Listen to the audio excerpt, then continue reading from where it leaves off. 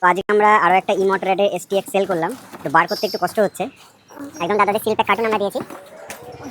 Here is the beauty. তো দাদা তুমি কোথা থেকে এসছো? আমি কৃষ্ণনগর থেকে এসেছি। আর অনলাইনে যা দাম ছিল, অনলাইনে তো ইমোটরেডরা সাইকেল বেচে, তো আমার থেকে কেন নিলে তুমি?